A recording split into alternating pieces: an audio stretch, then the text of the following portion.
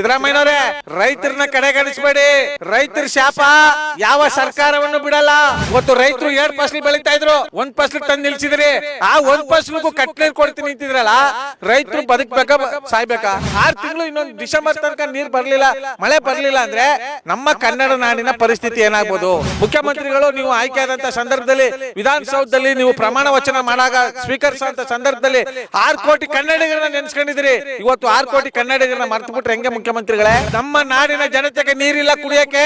ನಿಜವಾಗ್ಲು ನೀವು ಪ್ರಾಮಾಣಿಕರಾಗಿದ್ರೆ, ಈ ನೆಲ ಜಲ ಭಾಷೆ ಮೇಲೆ ನಿಮ್ಗೆ ಕರುಣೆ ಇದ್ರೆ, ನಾಡ ದೇವತೆ ಜಗನ್ಮಾತೆ ಚಾಮುಂಡೇಶ್ವರಿ ಮೇಲೆ ನಿಮ್ಗೆ ನಂಬಿಕೆ ಇದ್ರೆ, ಈ ಕೂಡಲೇ ನೀರ್ ನಿಲ್ಸಿ. ನಾಲ್ವಡಿ ಕೃಷ್ಣರಾಜ ಒಡೆಯರು ಏನ್ ಕಷ್ಟಪಟ್ಟು ಕನ್ನಂಬಾಡಿ ಕಟ್ಟೆ ಕಟ್ಟಿದ್ರು, ಆ ಕನ್ನಂಬಾಡಿ ಕಟ್ಟೆ ನೀರೇ ಇವತ್ತು ಕನ್ನಡಿಗರನ್ನ ಕೇಳದೆ ಬಿಟ್ಟಿದ್ರಲ್ಲ, ಇದು ಅಕ್ಷಮ್ಯ ಅಪರಾಧ ಅಲ್ವಾ ಸಿದ್ದರಾಮಯ್ಯನವರೇ? ಇವತ್ತು ರೈತರು ಅಕ್ಕಿ ಬೆಳೆದೇ ಇರೋದ್ರಿಂದ ತಾನೇ ನೀವು ಮೋದಿ ಮೇಲೆ ಭಾರ ಹಾಕಿದ್ರಿ, ಮೋದಿ ಅವರು ಅಕ್ಕಿ ಕೊಡ್ತಾ ಇಲ್ಲ ಅಂತ ಹೇಳಿಸ್ತೀರಿ. ಇವತ್ತು ರೈತರಿಗೆ ಈ ರೀತಿ ಆದ್ರೆ ಕೊಡ ಅಕ್ಕಿನೂ ನಿಂತೋಯ್ತದಲ್ಲ ಮುಖ್ಯಮಂತ್ರಿಗಳೇ.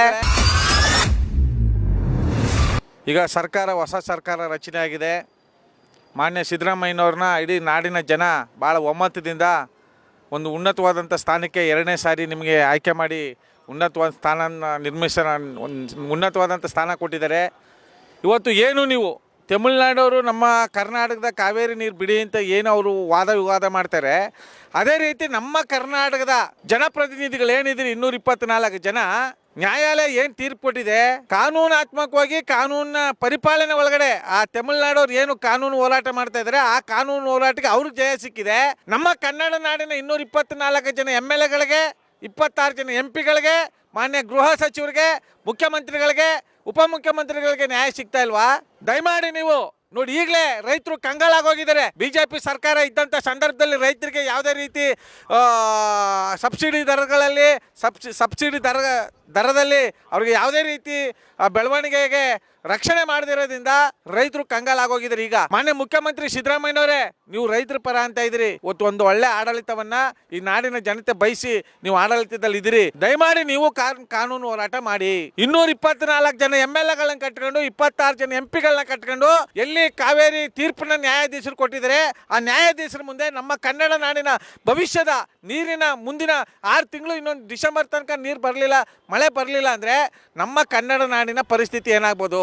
ಮುಖ್ಯಮಂತ್ರಿಗಳು ನೀವು ಆಯ್ಕೆ ಆದಂಥ ಸಂದರ್ಭದಲ್ಲಿ ವಿಧಾನಸೌಧದಲ್ಲಿ ನೀವು ಪ್ರಮಾಣ ವಚನ ಮಾಡಾಗ ಸ್ವೀಕರಿಸುವಂಥ ಸಂದರ್ಭದಲ್ಲಿ 6 ಕೋಟಿ ಕನ್ನಡಿಗರನ್ನ ನೆನ್ಸ್ಕೊಂಡಿದ್ರಿ. ಇವತ್ತು 6 ಕೋಟಿ ಕನ್ನಡಿಗರನ್ನ ಮರ್ತು ಬಿಟ್ರೆ ಹೆಂಗೆ ಮುಖ್ಯಮಂತ್ರಿಗಳೇ? ಸಿದ್ದರಾಮಯ್ಯನವರೇ, ಇದೇ DK ಶಿವಕುಮಾರ್ ಅವರು ಮೇಕೆದಾಟಿಗೋಸ್ಕರ ತೊಡೆ ತಡ್ತಾ ಇದ್ರಿ. ರಾಜ್ಯದ ಪ್ರಮುಖ ನಾಯಕರನ್ನ ಕರ್ಕೊಂಡ್ಬಂದು ನಮ್ಮ ನಾಡಲ್ಲಿ ಪಾದಯಾತ್ರೆ ಮಾಡಿದ್ರಿ.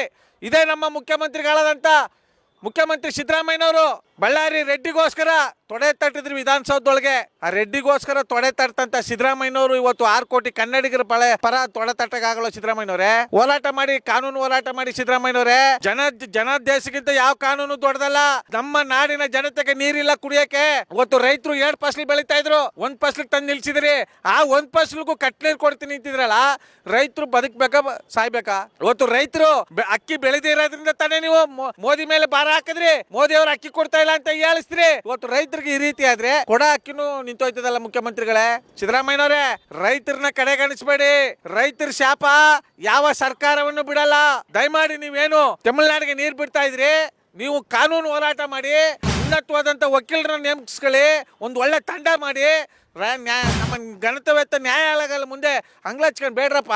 ಇಲ್ಲಿ ಓಟಿಗೆ ಬೇಡಕ್ ಬರ್ತಾ ಇದ್ರಿ, ಮನೆಗೂ ಬೀದಿಗೂ ಹುಡುಗರನ್ನ ಹುಡುಗರು ಕಟ್ಕೊಂಡು ಓದಾಂತ ಯುವಕರಿಗೆ ಕುಡಿಸಿ ತಿನ್ಸಿ ಬಾಟ್ಲು ಬಾಡು ಎಲ್ಲ ಕೊಟ್ಟು ಯುವಕರನ್ನ ಹಾಳು ಮಾಡ್ತಾ ಇದ್ರಿ ಚುನಾವಣೆ ಸಂದರ್ಭದಲ್ಲಿ. ಇವತ್ತು ನಮ್ಮ ನಾಡು ನೆಲ ಜಲ ಭಾಷೆಗೋಸ್ಕರ ನಮ್ಮ ಕನ್ನಡ ತಾಯಿಯ ಕಾವೇರಿ ಮಾತೆ ನಾಲ್ವಡಿ ಕೃಷ್ಣರಾಜ ಒಡೆಯರು ಏನ್ ಕಷ್ಟಪಟ್ಟು ಕನ್ನಂಬಾಡಿ ಕಟ್ಟೆ ಕಟ್ಟಿದ್ರು, ಆ ಕನ್ನಂಬಾಡಿ ಕಟ್ಟೆ ನೀರು ಇವತ್ತು ಕನ್ನಡಿಗರನ್ನ ಕೇಳದೆ ಬಿಟ್ಟಿದ್ರಲ್ಲ, ಇದು ಅಕ್ಷಮ್ಯ ಅಪರಾಧ ಅಲ್ವಾ ಸಿದ್ದರಾಮಯ್ಯನವರೇ? ದಯಮಾಡಿ ಮುಂದಿನ ದಿನಗಳಲ್ಲಿ ತಮಿಳ್ನಾಡವ್ರು ಯಾವ ರೀತಿ ಹೋರಾಟ ಮಾಡ್ತಾ ಇದ್ದಾರೆ, ಅವ್ರು ಯಾವ ರೀತಿ ಅವ್ರ ಹಕ್ಕನ್ನ ಪಡಿತಾ ಇದ್ದಾರೆ, ನೀವು ಹಕ್ಕನ್ನ ಪಡೆಯಕ್ಕಾಗಲ್ವಾ ಮಾನ್ಯ ಮುಖ್ಯಮಂತ್ರಿಗಳೇ? ಈ ಕೂಡಲೇ ತಮಿಳ್ನಾಡಿಗೆ ಹೋಗೋಂಥ ನೀರನ್ನ ನಿಲ್ಲಿಸ್ಬೇಕು, ರೈತರಿಗೆ ನೀರು ಬಿಡಬೇಕು, ರೈತರನ್ನ ಕಾಪಾಡೋ ದಿಕ್ಕಲ್ಲಿ ಸರ್ಕಾರಗಳು ಸಾಗಬೇಕು ಅಂತ. ನಿಜವಾಗ್ಲೂ ನೀವು ಪ್ರಾಮಾಣಿಕರಾಗಿದ್ರೆ, ಈ ನೆಲ ಜಲ ಭಾಷೆ ಮೇಲೆ ನಿಮ್ಗೆ ಕರುಣೆ ಇದ್ರೆ, ನಾಡ ದೇವತೆ ಜಗನ್ಮಾತೆ ಚಾಮುಂಡೇಶ್ವರಿ ಮೇಲೆ ನಿಮ್ಗೆ ನಂಬಿಕೆ ಇದ್ರೆ, ಈ ಕೂಡಲೇ ನೀರು ನಿಲ್ಲಿಸಿ ಹೋಗಿ ಕಾನೂನು ಹೋರಾಟ ಮಾಡಿ. ಅಲ್ಲಿ ಕಾನೂನು ಹೋರಾಟ ಮಾಡಿ, ಉನ್ನತವಾದಂಥ ವಕೀಲರನ್ನ ನೇಮಿಸಿ, ನಮ್ಮ ಮಾಜಿ ಏನು ನಿವೃತ್ತಿ ಹೊಂದಿರತಕ್ಕಂಥ ನ್ಯಾಯಾಧೀಶರನ್ನ ಬೆಂಬಲ ತಗೊಂಡು ಹೋರಾಟ ಮಾಡಿ.